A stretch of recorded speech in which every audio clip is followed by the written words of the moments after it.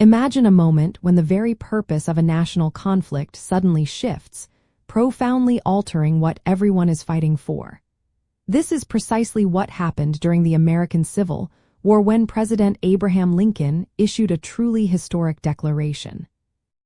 Northerners perceived the impact of the Emancipation Proclamation with a complex and often divided range of reactions, reflecting both fervent support for freedom and significant apprehension regarding the war's evolving aims.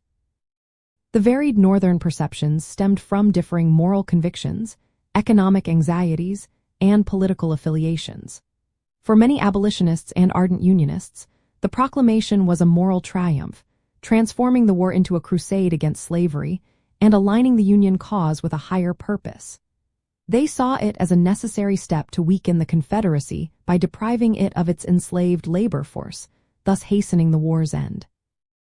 However, other Northerners, particularly many working-class whites and some Democrats known as Copperheads, viewed the proclamation with alarm. They feared it would prolong the war, spark a massive influx of freed people into Northern states, leading to job competition, and fundamentally alter the nation's racial and social order.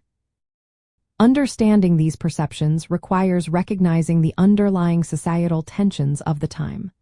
The shift from a war solely to preserve the Union to one also aimed at ending slavery meant a dramatic expansion of the conflict's scope.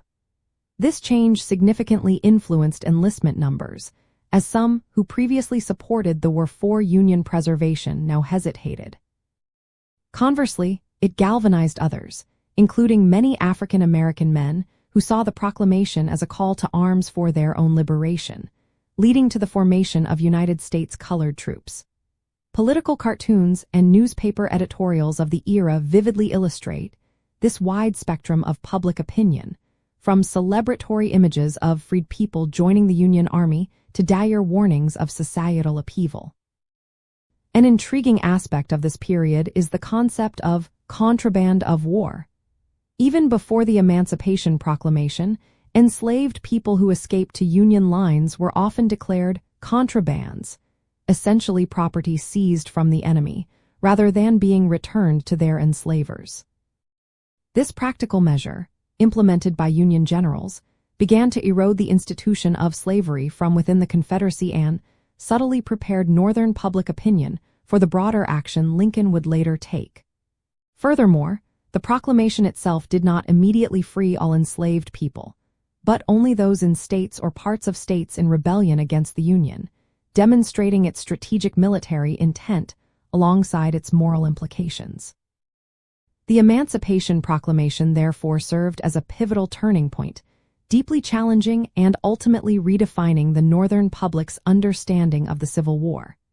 It brought the moral imperative of freedom to the forefront, laying essential groundwork for a more inclusive future, even amidst the immediate struggles of a deeply divided society.